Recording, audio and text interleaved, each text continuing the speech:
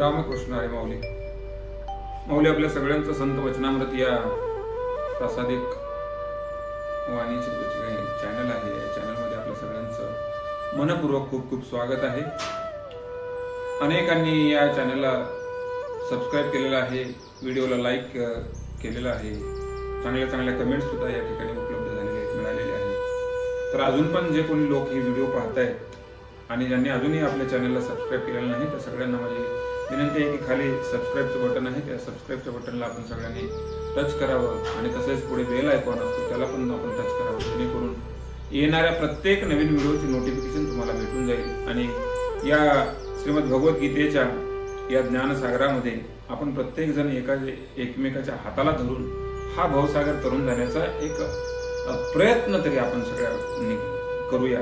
यासाठी माझी विनंती आहे की आपण सगळ्यांनी या चॅनलला सबस्क्राईब करावं. आता आपण इथे पुढे पाहतोय या श्रीमद भगवद्गीतेतील अध्याय क्रमांक 3 श्लोक क्रमांक 16 आणि इथं काय सांगितलं गेलेलं आहे. इथं बोलतायत की एवं प्रवर्तितं चक्रम नानुवर्तयति यः आघायुरीन्द्रियरामो मोघं पार्थ सजीवत. अर्जुना, याप्रमाणे सुरू केलेलं जे काही चक्र आहे या चक्राला अनुसरून जो यहलोकामध्ये वागत नाही, जो स्वतःच्या इंद्रियामध्ये रममान होतो, त्याचे आयुष्य केवळ आणि केवळ पापमय आहे. त्याचं जगणं हे व्यर्थ जगणं असं समजलं जावं. बघा, जे काही चक्र आपण आता मागच्या श्लोकामध्ये ऐकलं की मनुष्याची निर्मिती अन्नापासून होते, अन्नाची निर्मिती पावसापासून होते, पावसाची निर्मिती यज्ञापासून होते, यज्ञाची निर्मिती कर्मापासून होते आणि यज्ञाचं मूळ हा भगवंत आहे. हे जे काही चक्र आहे या चक्राला विसरून जो कोणी जगतो, जो स्वतःच्या इंद्रियामध्ये रममान होऊन आपलं जीवन जगतो, तो केवळ आणि केवळ त्याचं जगणं पापयुक्त असतं, पापमय असतं आणि त्याचं जगणं व्यर्थ सांगितलं गेलेलं आहे. बघा, माऊली ज्ञानोबा सुद्धा सांगते. काय म्हणतात माऊली? माऊली सांगतात की तो पातकांची राशी जान भार भूमीसी, जो कुकर्मे इंद्रियासी उपेगावे. ते जन्म कर्म सकळ अर्जुना अति निष्फळ, जैसे का अभ्रपटळ अगाळीचे, कागळास्तन अजेचे, तैसे जियाले देखे तयाचे, जया अनुष्ठान स्वधर्माचे घडेची नाम. अर्जुना, लक्षात घे, जो मनुष्य वाईट आचरण करून इंद्रियाचं केवळ लाड पुरवत असतो तो पापाची राशी आपल्या पदरामध्ये पाडून घेत असतो, दुसरं काही नाही.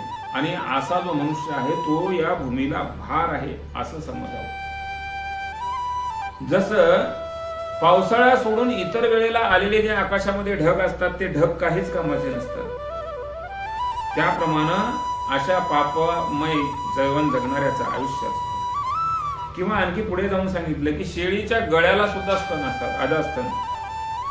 ते स्तन असतात, मग तिथून काही दूध निर्माण होतं का, तिथून काही दूध निघतं का, ते जसे निरर्थक असतात. तसं जे लोक इंद्रियामध्ये रममान होऊन स्वैराचार जीवन जगतात त्या लोकांचं जगणं व्यर्थ आहे. ज्याच्या हातून धर्माचं आचरण होत नाही त्याचं जगणं हे व्यर्थ जगणं. वास्तविक पाहता अर्जुना, आपला धर्म कोणीच नाही सोडला पाहिजे. बघा, माऊली सांगतात की म्हणून ऐके पांडवा, हा स्वधर्म कवनेन संडावा, सर्व भावे भजावा हाची एकू, हा गा शरीर जरी जाहले, तरी कर्तव्य ओघे आले, मग उचित का आपुले ओसंडावे. अर्जुना, आपला धर्म जो आहे तो कोणीच सोडायचा नाही. काया वाचा आणि मनानं या तिन्ही भावानं प्रत्येक जीवानं आपल्या स्वधर्माचं आचरण केलंच पाहिजे, करावंच लागतं. कारण शरीर जे आहे ते शरीर धारण केल्यानंतर, शरीर धारण केलं की मग कर्म आलंच आणि मग ते कर्म करत असताना केवळ आपल्या इंद्रियामध्ये रममान होऊन जसं विषय आपल्याकडे जिकडे नेतील तिकडे जर आपण जात असो तर आपलं जगणं व्यर्थ जगणं आहे. आणि हाच उपदेश या ठिकाणी भगवंत अर्जुनाला या श्लोकामधून करू लागलेले आहेत. आणि आता इथून पुढे आणखी काय भगवंत सांगतायत पुढील श्लोकामध्ये ऐकूया. रामकृष्ण.